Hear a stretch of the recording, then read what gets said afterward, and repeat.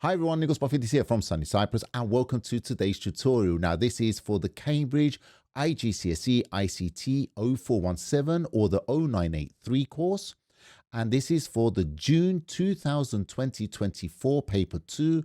The variation is 2-2. Now this is the first of 3 tutorials for this paper, and this particular tutorial focuses on the evidence document task 1 and then the word processing component for this examination. For the other 2 components, databases and presentation with chart design, please look in the description of this video to find links to those tutorials. So let's get started with word processing. First step is to make sure you have these files in your work area. I have them here. These are my files here. I've also got the electronic version because I'm going to be doing a tutorial. You won't have the electronic version of the question paper, but these here are the files that you need. And then it starts off with preparing the evidence document. We're going to be opening the J2422 evidence RTF. We're going to make sure your name, center number, and candidate number will appear on every page of this document. It doesn't say where, so I'm just going to throw it up in the header. Then we're going to save it with the name evidence, followed by your candidate number, for example, that. So very important, we use capital letters there. And then it says you're going to need your evidence document during the examination to take screenshots. Task 2 is actually the document. It says here you're going to edit a document for Tawara Agricultural College. The college uses a corporate house staff for all its documents. Okay, using suitable software, open the file, that particular file there, J2422 info.rtf. The page setup is set to A4 portrait orientation with 2 centimeter margins. Do not make changes to these settings. We will check them, but we don't have to create them. It also says that 4 paragraph styles have been created and applied. Do not make any changes to these unless instructed to do so. Save the document in your work area with the file name pamphlet. So just the name pamphlet. Make sure it's saved in the software you're using. We're using Microsoft Word, or at least I am. So it's going to be a document file. And then we place evidence in the document. In our evidence document, we're going to place a screenshot to show that we've actually saved that file with the correct name and type. So let's get started with this straight away. Okay, so first off, what I'm going to do is I'm going to open up the J2422 evidence. There it is there. Let me just drag that up. There we go. Okay, here's my evidence document. I'm going to double click in the header section at the top, enter my details, and my candidate number. Now, one thing I haven't told you in the past, but this is extremely important, always make sure you go to the, well, not in your evidence document, but in the other document as well, make sure you go to the view and make sure you've got the ruler ticked. It's actually a very, very helpful tool. And by ticking that ruler there, you can see if I enable it, we get the ruler at the top and on the side. So a very useful tool there. I'm just going to click on save. And then I'm going to go to File, Save As.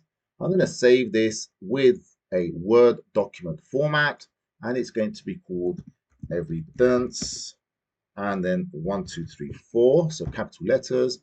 And there we go. And now I can minimize that.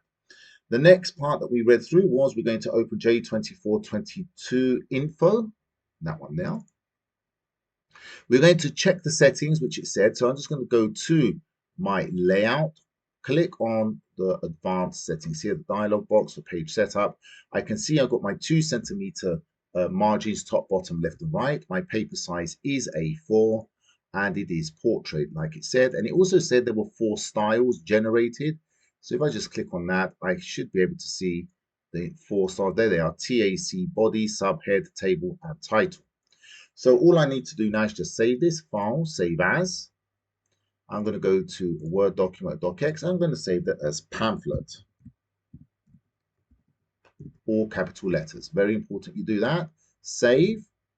And now I can just minimize that. I can go to my folder where I've got everything saved. Here we are here. That's the one they're looking for, that pamphlet docx. I'm going to take a quick screenshot with my snipping tool. I'm just going to make sure I get all of that there. Make sure the pamphlet is visible. And put that in evidence 1. Yes, I'm going to say it again. Please don't use dark mode. It does not print very well. And if you are using dark mode, please make sure your printouts are very clear and readable. Okay, so let's just click on save, and we've done that first part. We can now jump over to here. All right, so let's move on. Let's read all of number 2. So place right aligned in the header of the pamphlet document, the text, information updated by, followed by a space, then your name, center number, and candidate number. Place right aligned in the footer automated page numbers. Make sure that the header and footer are aligned to the right margin of the page. No other text or placeholders are included in the header or footer areas. Headers and footers are displayed on all pages. So let's go and do that now. So I'm going to go back to my document, and I need to add right aligned in the header of the text. So up here, I'm going to double click again in the header section. Now I could very easy, since I'm only going to add one item, I'm just going to go to the home and align this to the right. I could, for example, if I wanted to put some other alignment, say something to the left, something to the middle, something to the right, I could from the header just go and choose the one with the 3 placeholders, this one, and that allows me to use 3 alignments or 2. So I'm just going to paste what it asked me there, followed by a space, the name,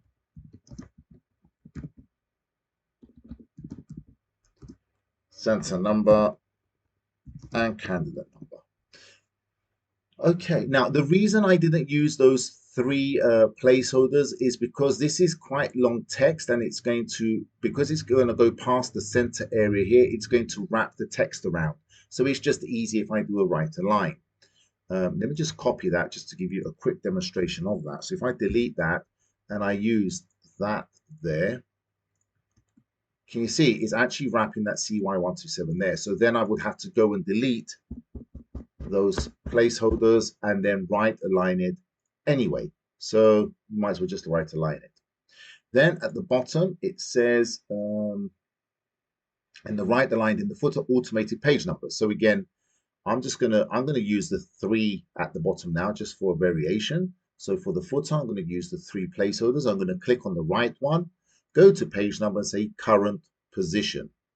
Okay, but these ones here, just to explain, this is what it says in the paper when it says do not have any place, no other text or placeholders are included in the header or footer areas. Basically what that means is these here should not be visible. These are placeholders, so we need to just press delete and get rid of those, because it says no other placeholders. Okay, double click in the body of your text, and that brings you out of the header and footer section, and that means we can now go to the next section. Select the subheading Educational Facilities and the following text up to and including the paragraph ending or additional privileges. Change the page layout so only this text is displayed in 2 columns of equal width with 1 centimeter space between them. Okay, so I want to go and find, here it is, the educational facility. I'm going to click and just select a portion of the beginning of that selection, let go of everything, and now I want to find ending or additional privileges. So I could use the search facility here. I'm just going to scroll. Oh, here it is there. Can you see it? It's that line there. So now, because I've clicked at the beginning of my selection, I'm going to hold the shift button on my keyboard down. While I'm holding down, I'm going to click at the end of that selection. And that allows me to select everything between the point I started up here and then the point I ended down there. So remember that, shift and click. Okay, so from here, I'm going to go to Layout, Columns, More Columns. I'm going to choose 2 columns. Now, I want 2 columns. I want equal column width, okay, because it says, change the page so it text is 2 columns of equal width and a 1 centimeter space. So when I adjust the space, you can see here the preview. If I increase the space, you can see the space between the column here increases and the width of those columns automatically adjusts and they are both equal. So when I change that back down to 1 centimeter, there you go. It's going to adjust those columns. Now, if your units are in inches and you don't know how to convert that to centimeters, and that's logical, don't worry about that. Just delete what you've got in there. Type 1 space cm, and that will use centimeters instead of inches. Click OK. There we go. That's our document up until now. So we've done some work. I'm going to click on save. Oh, sorry, cancel, not that one. Save, not go to save. And now we go back to our question paper.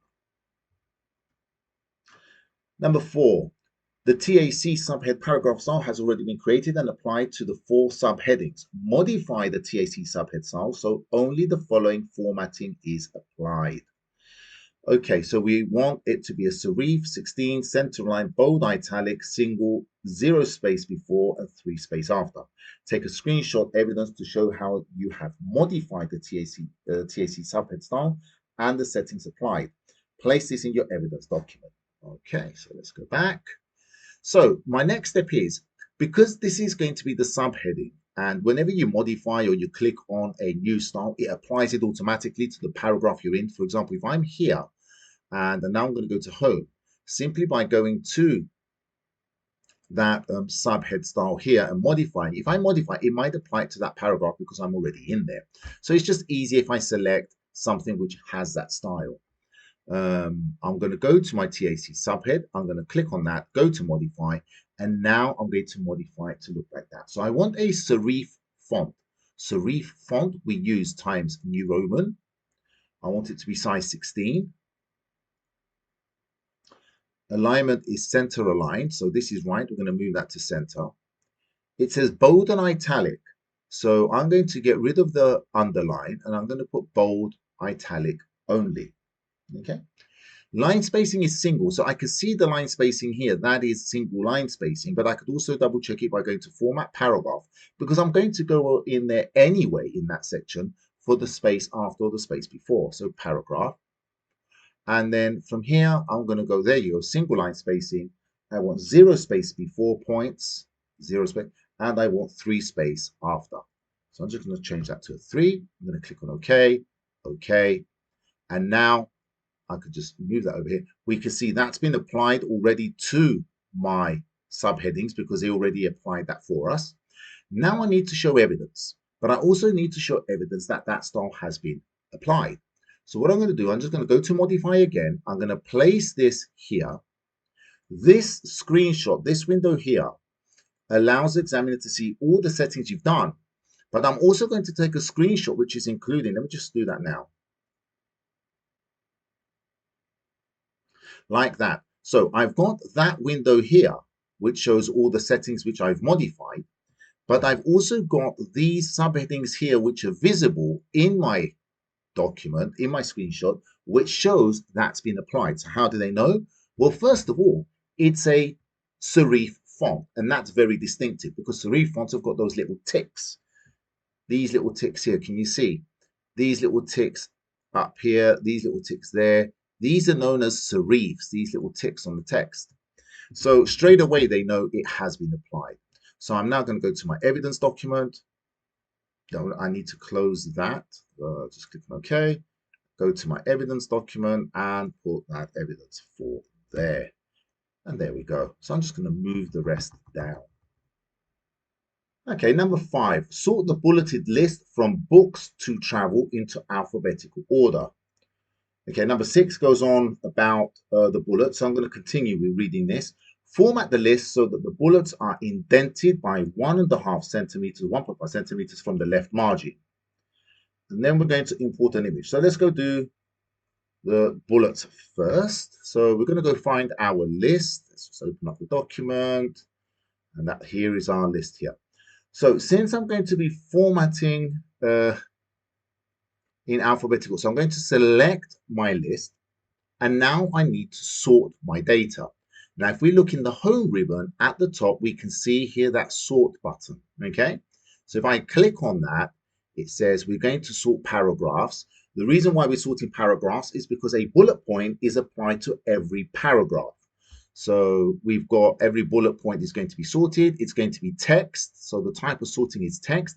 If this was a numbered list, for example, then we're going to go by number, or we could do, if it were dates, we could do dates, but that's text. And we want in order or alphabetical order. So A to Z. So that's ascending. Click OK. And there we go. It goes from accommodation to trips. And now we want to indent our list by 1.5 centimeters. So I'm going to go to the paragraph, click on the dialog box there. And we're going to do our left indentation. And just to make sure, in case you've got inches, you just put 1.5 space cm. So that's 1.5 centimeters. And if I click on OK, There we go. And remember, I told you at the beginning, always make sure you got your ruler visible. So from the view, you're going to go make sure you got that tick on the ruler. That allows you to see now with this thing here selected, we can see that's actually indented at exactly 1.5 centimeters. So I know I've done that correctly. Okay, so number 7, import the image J2422 email.jpg and place it in the paragraph beginning, the college has a limited fund. So we're going to find that paragraph. Format the image so that the text wraps around the image. It appears in the paragraph starting, the college has a limited fund, aligned to the right of the column and bottom. So I want right and bottom of the text in the paragraph. When clicked, it opens an email editor ready to send a message to tac@cambridge.org with a subject line Tawara bursary. Okay, placing your evidence document a screenshot showing the link from the image and email address and the subject. Okay, so let's jump over here. We first want to find the paragraph that begins the college has limited. So if we look over here, here it is here. The college has limited fund. If I click three times quickly in the paragraph, that's my paragraph. I want my picture to be aligned in the bottom right corner. So that's going to be down here. So I'm just going to click anywhere at the beginning of this paragraph initially, insert image. So I'm going to go to pictures, this device, go to my device. I've got everything on my desktop. I should have that there. Here's the image, J2422 email. Select that. Now I want the text wrapping to be around the image. So I can do that with this little icon when I select the picture, and I can put here and choose the one that is tight. I prefer using the ribbons at the top. Just go to wrap tight. That allows me now to move my picture in the text, and I can move it down so it's at the bottom right. And I need to make sure it is aligned with the bottom, with the right and the bottom margin. Now for fine adjustments with the picture selected, I can use the arrow keys to get a perfect alignment like that. And you can see that this image, I'll just move that over just a little bit more. It's perfectly aligned. I'm just going to click on my home, and you can see that image now is perfectly aligned with this right margin and the bottom part of that paragraph. Great. The next thing that I want to do is to make this a hyperlink. So when somebody clicks on it, it will open up my email editor to send an email. So I'm going to right click on that, and I'm going to click on link. As soon as you do that, you're going to get this dialog box, and you can link to an existing file or a web page. So if I click on that, I can go to a file, or I can put a URL of a web page there. And I've got a place in this document, so you can jump to particular headings. But I want to send an email address. The email address I want to send it to is, I'm going to try and copy paste that. You're going to have to type this out, so be careful. I'm going to type that into there. Get rid of that extra W that I put. Okay, and the subject is going to be Tawara bursary. So I'm just going to copy that as well. Now, I can't use this as my screenshot because that word here, okay, means I've set it up, but I haven't applied these settings yet. So I first need to click on OK. Then I can right click on this, edit the link. And from here, you can see at the top, it says edit hyperlink. That basically means you already created this, you save it, and now you're editing it. And what I'm going to do, I'm going to put my dialog box there. I'm going to take a screenshot, and my screenshot is going to include both the dialog box and the screenshot of the image. Now, this here shows that I've got my image selected, and this is the dialog box with all the properties. So I can now go and put that in my screenshot, click on OK there, go to my evidence document, that's number 8, and I can paste that in there. Okay, it doesn't have to be that big, but big enough so that it's very easily readable. Okay, we can go back now. So we've done that. Locate the table in the document. Delete the entire column and contents with the heading price per week. Okay, now on the next page, we've got more on the table. So I'm just going to do number 9 first. So first step is let's go find that document. I'm going to do a quick save. Let's go find our table. There it is there. We want to delete this column here, the price per week. So the easiest way to do that is if you run your mouse, just move your mouse at the top of a column. You can see if I click inside here first. So I'm inside the table. My table's selected because I can see that little thing there, that little top corner icon there. If I put my mouse right there, can you see that down arrow? If I click on that, that selects the whole column. I can now right click on any part of this column and choose delete columns. And that's it. That column has been deleted. I can also insert columns this way. So if I go to the top and click here and right click, I can then go insert and I could put columns to the right or columns to the left. I can also do rows above and rows below. Okay, so that's been deleted. Now let's go see what we have to do with the rest of this. Number 10, format the first row of the table so that it becomes a single cell with the contents center aligned over 3 columns. It has a light gray 20 to 40% background fill. Format the table so that all text in each row displays on one line. The table borders and all data fit within the column width. Oh, and that's basically the Word document done, essentially. So let's just finish this off. So then it says format the table so that all text in each row displays on one line. The table borders and all data fit within the column width. All right, so let's go back. So the first thing that I'm going to do is I'm going to select the top cells, the 3 cells here. I'm going to right click, and then from here I can merge the cells. Now you can do this also with your layout. You've got the merge cells there, and it says over 3 columns, center aligned. So I'm just going to make sure that's center aligned there. There you go. So that's aligned to the center.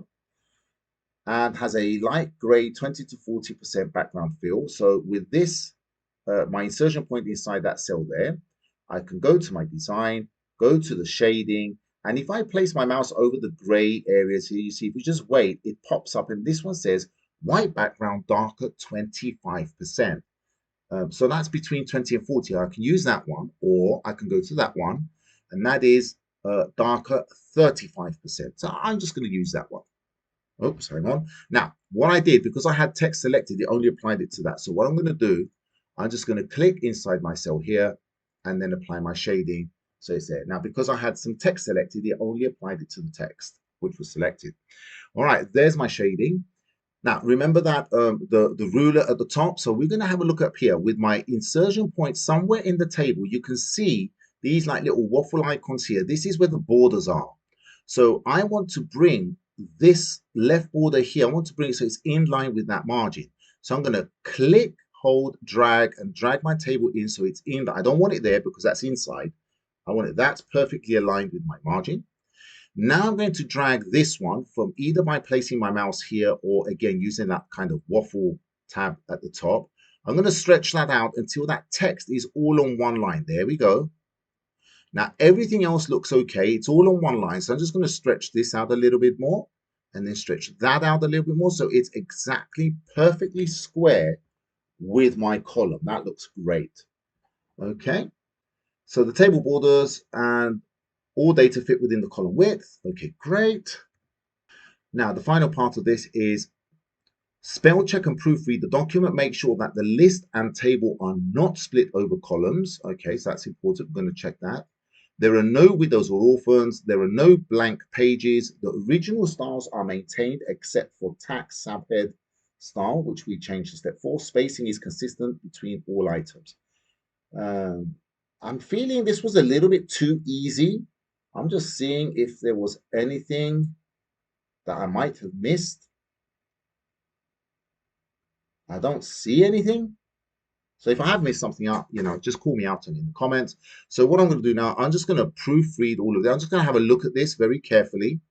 So all that looks pretty good. Spacing is consistent.